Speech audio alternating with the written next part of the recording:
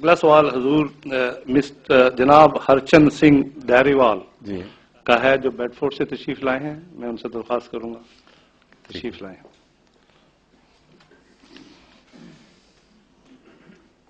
یہ asset African سکھ ہیں یا براہ راست پنجاب سے تشریف لائے ہیں؟ یہ بیڈ فورڈ سے تشریف لائے. نہیں وہ تو ہے، میں کہتا ہوں ایسٹ افریقہ سے ہو کے آئے ہیں یا براہ راست پنجاب سے تشریف لائے ہیں؟ پنجاب سے. پنجاب سیدھا، ٹھیک ہے. میں ہرچند سنگھ تالیوال ہوں اور میں ਗੁਰੂ ਨਾਨਕ ਨੂੰ ਮੰਨਦਾ.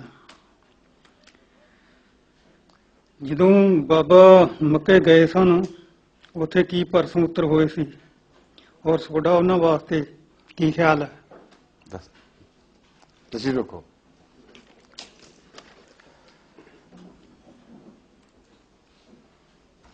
بابا صاحب کے متعلق دو گواہیاں ملتی ہیں. ایک یہ کہ وہ مکے گئے تھے، ایک یہ کہ وہ بنارس بھی گئے، اور دوسرے ہندوؤں کے جو بڑے بڑے مرکز تھے وہاں بھی گئے. ٹھیک ہے نا یہ بات؟ لیکن ایک فرق ہے، آپ کا کسی مندر میں جا کر ہندوؤں کی طرح عبادت کرنا ثابت نہیں ہے، بلکہ اگر کوئی کہے تو جھوٹا الزام ہے، کیونکہ آپ توحید کے قائل تھے. مگر مکے جا کر نمازیں پڑھنا اور حج کرنا آپ کا ثابت ہے. ٹھیک ہے نا بات؟ اس سے پتہ چلا کہ مکہ جانا اور بات ہے اور تیرتھ کی زیارت کرنا اور بات ہے. وہاں پیغام توحید دینے گئے تھے، اور مکے میں جا کر آپ نے جب مسلمانوں والے فرائض سر انجام دیے، اس سے پتہ چلتا ہے کہ وہ اللہ تعالیٰ کے ایک برگزیدہ ولی مسلمان انسان تھے. ایک بات آپ کی روایتوں میں ایسی داخل ہے جس کی وجہ سے وہ لوگ جو پسند نہیں کرتے کہ گرو بابا نانک کو ایک مسلمان ولی مانا جائے، وہ دلیل کے طور پر پیش کرتے ہیں کہ وہ ولی نہیں تھے بلکہ اپنا مذہب ایک نیا تھا اور مرتبہ تھا. وہ واقعہ یہ بیان کرتے ہیں کہ آپ خانہ کعبہ کی طرف ٹانگیں کر کے بیٹھے ہوئے تھے، اور کسی متولی نے آپ کو آ کے روکا اور کہا یہ مناسب نہیں ہے. تو انہوں نے جس طرف ٹانگیں کی، خانہ کعبہ اٹھ کے اس طرف چلا گیا. یہ روایت ہے جو آپ کے لٹریچر میں داخل ہے. اگر اس کو آپ سچا مانیں تو خانہ کعبہ تو خدا کی توحید کا نشان ہے. حضرت گرو بابا نانک کے اوپر بڑا حرف آئے گا پھر کہ اللہ تعالیٰ کی توحید آپ کے پاؤں کے نیچے ہے.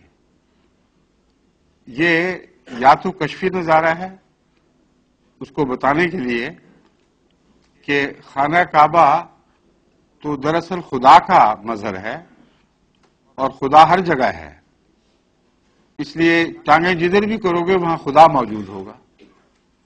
یہ وہ بات ہے جو قرآن کریم نے اسی طرح بیان فرمائی ہے. خانہ کعبہ کے ذکر پہ فرماتا ہے فَأَيْنَمَا تَوَلُّوا فَثَمَّ وَجْهُ اللَّهِ. جدھر منہ کرو گے ادھر خدا ہی خدا ہے.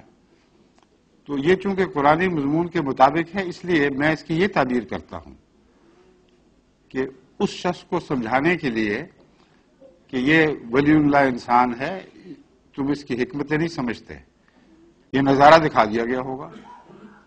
مگر خانہ کعبہ کی تعظیم ثابت ہے آپ سے. پھر کبھی ایک دفعہ بھی یہ واقعہ ثابت نہیں کہ آپ نے مثلا گیتا یا وید کو حمائل بنا کے اپنے اوپر گلے میں ڈالا ہو. مگر جس کو آپ پوتھی شریف کہتے ہیں وہ قرآن کریم ہے. وہ گردن میں حمائل رہتا تھا، جس کا مطلب ہے کہ آپ کلام الہی کی عزت کرتے تھے، اس کو سچا جانتے تھے. پھر آپ کا چولا ہے جو اس پر لا الہ الا اللہ محمد رسول اللہ، سورہ فاتحہ اور تمام قسم کی دعائیں اور قرآنی آیات لکھی ہوئی ہیں. ایک شخص جو کسی مذہب کا منکر ہو اور قول کا سچا ہو اور بہادر ہو، وہ کیا لوگوں کے سامنے جھوٹا دکھاوا کر سکتا ہے؟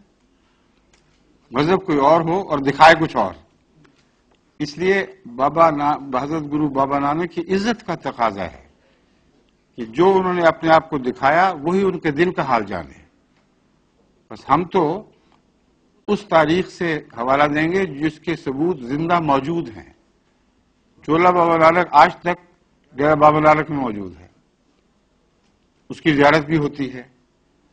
یہاں اس کے جو متولی ہیں انہوں نے اس کی ویڈیو یہاں آ کے دکھائی بھی ہم سب کو. صاف اس میں لا الہ الا اللہ محمد رسول اللہ سورہ فاتحہ اور کلمات الہی دکھائی دیتے ہیں، بلکہ پڑھے جاتے ہیں. اور پوتھی کے متعلق جیسا کہ میں بیان کروں، حضرت مسیح موعود علیہ السلام نے شروع سے یہ کہنا شروع کیا کہ خدا تعالیٰ سے اطلاع پا کر آپ نے بتایا کہ یہ پوتھی جو ہے قرآن کریم ہے، اور آج تک کسی سکھ نے انکار نہیں کیا. چولا بابا نانک نے کبھی انکار نہیں کیا. اور یہ بات سکھ قوم کی کم سے کم بنیادی شرافت کی مظہر ضرور ہے. مولوی انکار کر دیتے ہیں بات کا، سکھ خاموش ہو جاتے ہیں. وہ دوسرے دلیلوں کے ذریعے ٹالنے کی بات کوشش ضرور کرتے ہیں، مگر جھوٹ نہیں بولتے اس معاملے میں. تو یہ دو باتیں ایسی ہیں جن سے میں سکھ قوم کا مداح ہوں اس بات میں کہ انہوں نے کم سے کم یہ تو کیا کہ انکار نہیں کیا کہ پوتھی پہ یہ لکھا ہوا ہے یا ان کے چولے پر یہ لکھا ہوا ہے. ایک اور بات جو گرو بابا نانک کے متعلق سکھ پیش کرتے ہیں، وہ کہتے ہیں انہوں نے ملا کے خلاف بہت کچھ کہا ہے. جس طرح پنڈت کے خلاف کہا اس طرح ملا کے خلاف بھی کہا. یہ درست ہے، لیکن میں ان سے پوچھتا ہوں کہ جس طرح ویدوں کے خلاف کہا، قرآن کے خلاف بھی کچھ کہا؟ کچھ نہیں کہا. تو یہ سیدھی سادی باتیں ہیں، دو ٹوک. اصل میں حضرت گرو بابا نانک کا مقام یا تو ولی اللہ کا ہے مسلمانوں کے نزدیک، یا ایک ایسے شخص کا ہے جس نے خدا پر جھوٹ بولا ہے. جماعت احمدیہ مجبور ہے آپ کو نیک سمجھتے ہوئے یہ معنی کرنے کے کہ آپ خدا کے ایک ولی اللہ تھے، صوفی تھے. ہندوؤں سے آپ نے بہت سے پھل پائے جن کو توحید کے حضور پیش کر دیا. یعنی تبلیغ کر کے جو پھل آپ کو ملے وہ خدا کے توحید کے قدموں میں ڈالے. مسلمان بھی ان کے ساتھ اسی طرح درویش بن کر ساتھ رہے. بھائی مردانہ کا نام آپ جانتے ہیں. تو صاف پتہ چلتا ہے کہ بزرگ صوفی تھا جو خدا تعالیٰ سے الہام یافتہ تھا.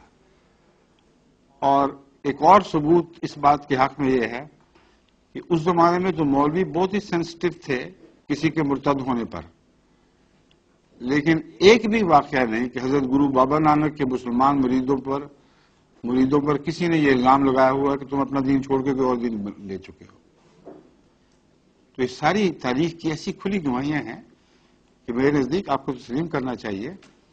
جو اختلاف ہوئے ہیں وہ حضرت گرو بابا نانک کے زمانے میں نہیں ہوئے، یہ سیاسی اختلاف ہوئے ہیں اورنگزیب کے زمانے میں. اور اورنگزیب کے زمانے میں چونکہ مغلیہ سلطنت پنجاب کے اوپر اپنے حکومت کا تسلط مضبوط کرنا چاہتی تھی، اس لیے انہوں نے سکھوں سے چھیڑخانی شروع کر دی.